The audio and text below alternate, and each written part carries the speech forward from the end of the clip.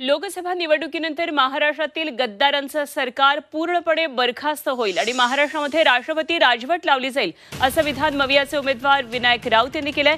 आणि इतकंच नव्हे तर विधानसभा निवडणुकीमध्ये भाजप स्वतः एकटी लढणार आणि शिंदे शिवसेना आणि अजित पवारांना लटकवणार असा दावा राऊतांनी केलाय।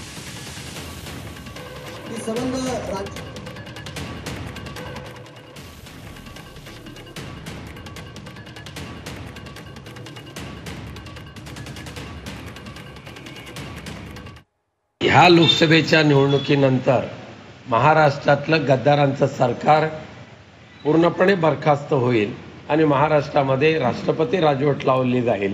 पुढच्या विधानसभेच्या निवडणुकीला शिंदे गटाला बाहेर फेकलं जाईल।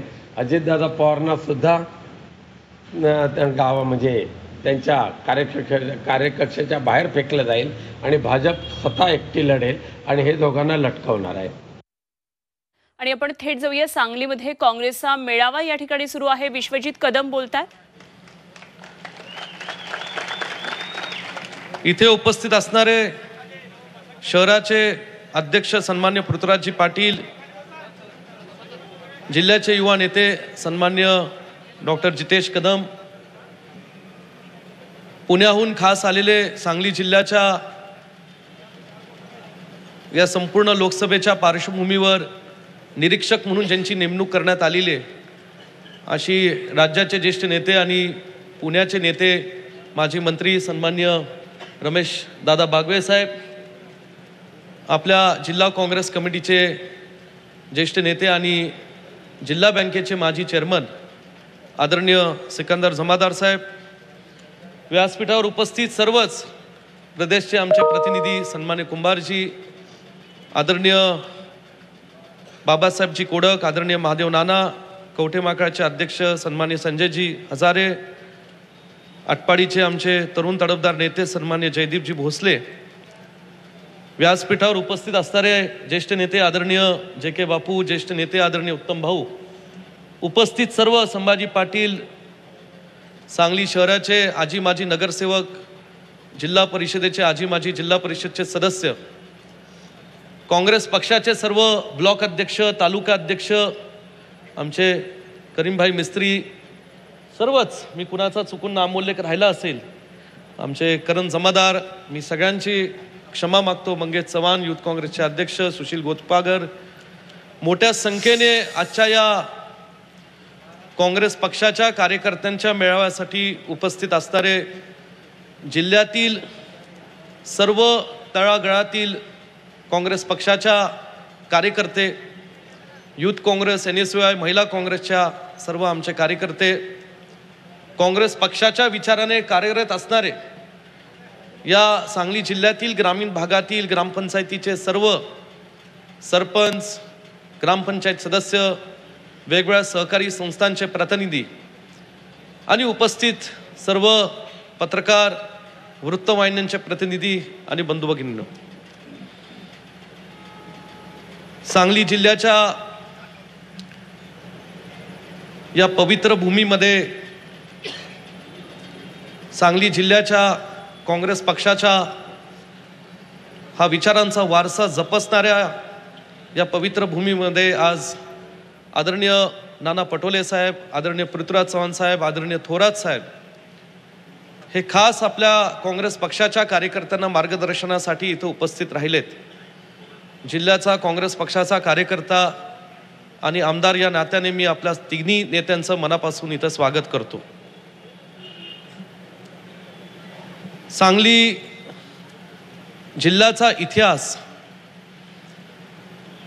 हा उपस्थित असणाऱ्या सर्व व्यासपीठावरील नेत्यांना आणि उपस्थित असणाऱ्या या सभेसाठी मोठ्या संख्येने असणाऱ्या सर्व कार्यकर्त्यांना ज्ञात आहे। स्वातंत्र्यापासून सांगली जिल्ह्याने नेहमीच काँग्रेस पक्षाच्या विचारधारेला बळ दिलेलं आहे।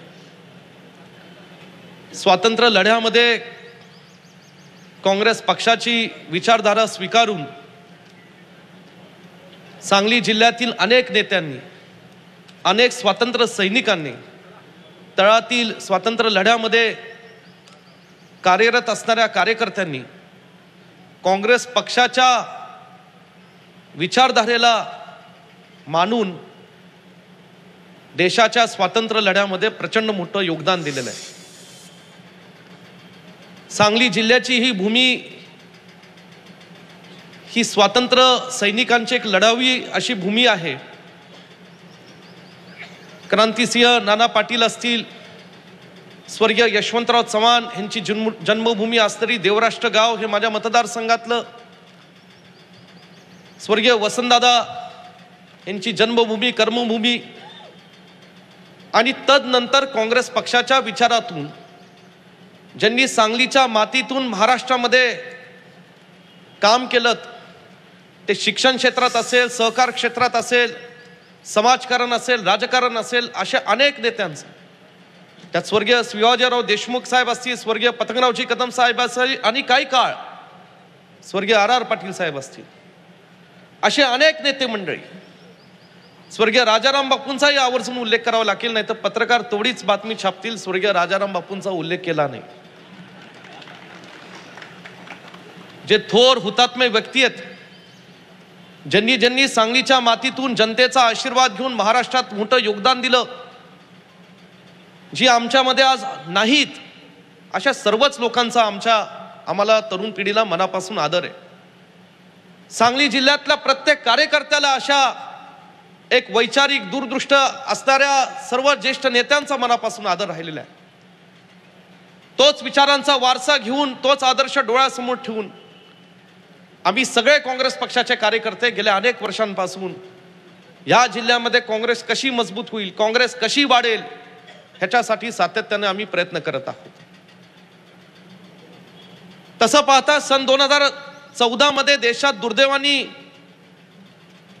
आपली सत्ता काँग्रेस पक्षाच्या विचाराची असणारी सत्ता गेली, भाजपची सत्ता आली.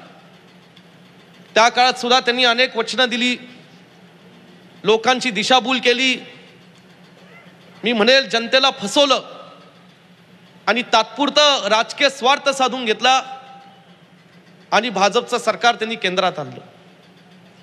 सन 2014 ते 19 काय काय घडलं? नोटबंदी झाली, GST जबरदस्तीने लादली, शेतकऱ्यांच्या बाबतीत अनेक हिताचे शेतकऱ्यांचे जे UPA सरकारने, काँग्रेस पक्षाच्या सरकारने कायदे काढले होते, ते कायदे त्यांनी बदलले, त्याच्यात अनेक या ठिकाणी बदल केले आणि या देशातल्या सर्वसामान्य लोकांना फसवण्याचं, पिळण्याचं काम 14 ते 19च्या कालावधीत झालं. पुन्हा 19 मध्ये काही लोक फसले गेले, त्यांना वाटलं पुन्हा दुसऱ्यांदा संधी देऊयात, आणि पुन्हा दुसऱ्यांदा चुकून ही संधी सत्ताधारी पक्षातल्या भाजपच्या नेत्यांना दिली. आणि जे देशात कधी 75-80 वर्षात जे घडत नव्हतं, ते दुर्दैवाने गेल्या 5 वर्षात सुद्धा आपल्या जनतेने पाहिलं. महागाई वाढली, बेरोजगारी वाढली, धर्मामध्ये, जातीमध्ये जाणीवपूर्वक हा पेच कसा निर्माण करता येईल आणि त्याच्या पेच निर्माण केल्यानंतर त्याच्या जीवावर कसं राजकारण आपलं सिझेल, हे सुद्धा कट कारस्थान गेल्या 5 वर्षाच्या कालावधीमध्ये सत्ताधारी पक्षातल्या नेत्यांकडून आपण करताना आपण पाहिलं. एकीकडे देशाच्या माध्यमातनं, सरकारच्या माध्यमातनं वेगवेगळ्या यंत्रणेचा वापर करून लोकशाही संपवण्याचा प्रयत्न सुद्धा या सत्ताधारी पक्षातल्या काही नेत्यांनी केलात, आणि दुसरीकडे लोकशाहीच्या माध्यमातनं जे जनतेतनं निवडून आलेले आमदार आहेत, जे पक्ष आहेत, ते महाराष्ट्रामध्ये पक्ष फोडून या महाराष्ट्राच्या संस्कृतीला, राजकारणाला गालबोट लागेल अशा पद्धतीचं सुद्धा अत्यंत चुकीचं आणि वाईट कृत्य करण्याचं काम हे गेल्या 5 वर्षामध्ये आपण पाहिलं. एकीकडे जनता ही त्रासवलेली आहे आणि मोठ्या आशेने राहुलजी गांधी, जे आमचे नेते, हे कन्याकुमारी पासून काश्मीर पर्यंत 3,500 किलोमीटर पायी चालत लोकांच्या भावना, शेतकऱ्यांच्या, माता भगिनींच्या, तरुण पिढीच्या, सर्व थरातील आमच्या लोकांच्या, जनतेच्या भावना समजून घेऊन पायी चालत होते. त्यावेळी जेव्हा पदयात्रा ही महाराष्ट्रात नांदेडमध्ये आली, बुलढाणापर्यंत गेली, त्यावेळेस आमच्यावर प्रदेश काँग्रेस कमिटीने जबाबदारी सोपवली आणि हिंगोलीमध्ये, या महाराष्ट्रामध्ये असं कदाचित घडलं असेल